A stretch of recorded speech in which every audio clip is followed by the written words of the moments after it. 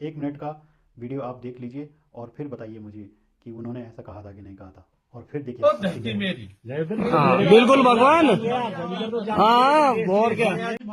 लो ये तरह का बात में रास्ता साफ। जय हो परमेश्वर जय। इस तरह का बात एक विघ्न बाधा आली मैं फकीर जुम्बर। बोलो बाबा भोकनाथ की जय। लो देख मेरे दरबार में फूट की आसमत डाल।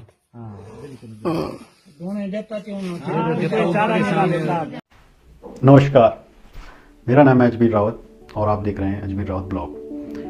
जनरली मैं ब्लॉग जो है जगह जगह का बनाता हूँ, जगह जगह पे जाके बनाता हूँ। लेकिन दोस्तों आज का मेरा जो ब्लॉग है वो मैं एक वीडियो के रूप में बना रहा हूँ, जो कि मैं घर पर ही बना रहा हूँ।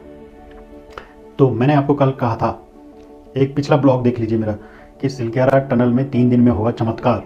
मैंने कहा था और 3 दिन में चमत्कार हुआ। लेकिन मैंने किस आधार पर यह कहा था कि सिलक्यारा टनल में 3 दिन में चमत्कार होगा? मैंने कहा था वहाँ के जो वासुकी नाग जो देवता हैं, उनके जो पशुआ हैं, उनके कथन के आधार पर मैंने ये कहा था कि 3 दिन में चमत्कार होगा। उनकी जिंदगी भगत आपके इसमें आता है ना। जय हो भगवान। लो धरती मेरी। हाँ बिल्कुल भगवान। हाँ और क्या। तेरी धरती है। बिल्कुल आप दुनिया जान गए आपकी शक्ति को। स्केल हो रहे हैं। मंदिर है। देवता तेरे सर में बैठे हैं अब अपना ऊपर वाला जो मंदिर है टॉप पे, पूरी दुनिया को बताओ, उन जानों को बचा देता भगवान बस ये परीक्षा है एक हिसाब से भगवान पूरे विश्व भर की। देवता खतरा टालो, देवता खतरा टालो भगवान, खतरा टालो। तेरा इनाम है भगवान। हो सकता है लेकिन ये है कि जो बस परमेश्वर और क्या। जो आप बोलेंगे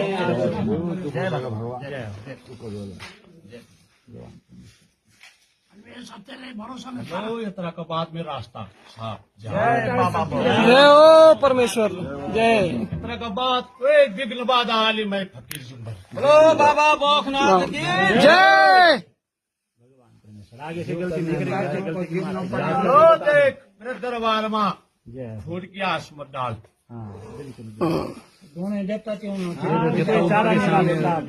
लो जय भगत भैरव निकालो नु पूजा होली उमथी। हाँ देख लेना। जा इस तरह का बात कोई विघ्न बाधा आली मैं फकीर जुम्बर। लो मेरी पूरी जनता गवाह सपूत है। तेरी बात कभी काटी नहीं ना कोई काट सकता। तेरे शरण में जो आया उसका हमेशा बेड़ा पार ही हुआ। दो रमोला जी तेरी धरती है। लो सुरमा डाल दो मेरे मोती। जय बाबा मेरे आदेश।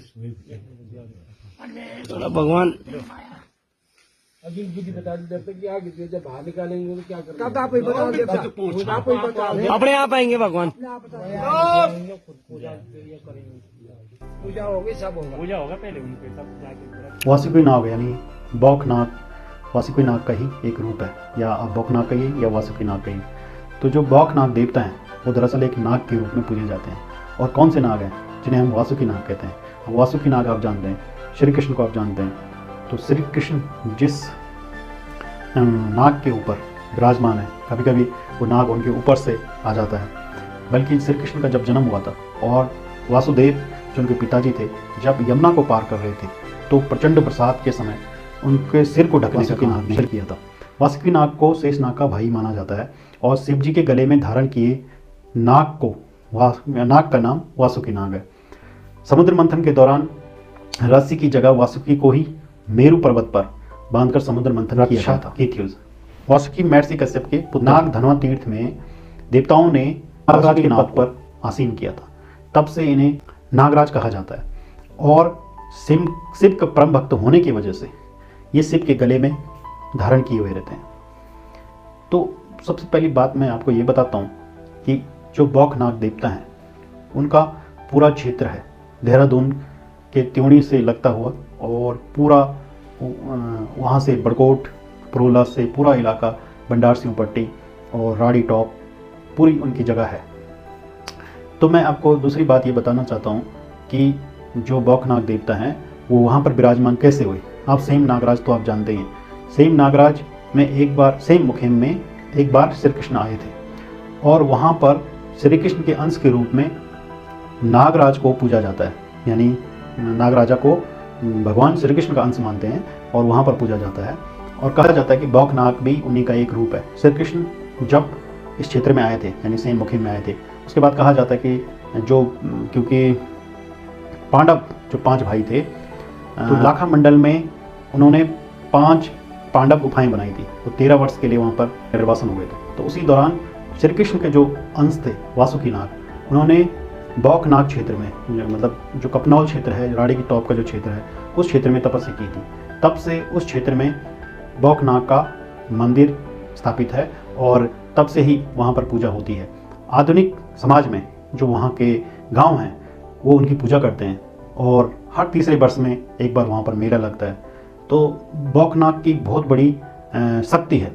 कहा जाता है कि जो बौखनाग देवता हैं वो इस क्षेत्र के रक्षक हैं और उनके परमिशन के बिना इस क्षेत्र में आप एक सुई भी नहीं डाल सकते। तो सुरंग तो बहुत बड़ी बात है। तो जब सुरंग बनाई गई थी, भगवान बौखनाग के मंदिर का विशेष ध्यान नहीं रखा गया। भगवान बौखनाग के मंदिर को वहाँ पर स्थापित किया गया था जहाँ पर वो टनल थी, छोटा सा था, पहले से ही था वहाँ पे, और उसके बाद उसको कंपनी ने हटा दिया था। और कंपनी ने हटाने के बाद उसका मंदिर कहीं पर स्थापित नहीं किया। उसी का परिणाम है कि जो 41 मजदूर अंदर फंस गए थे, वो एक ट्रेलर बस था।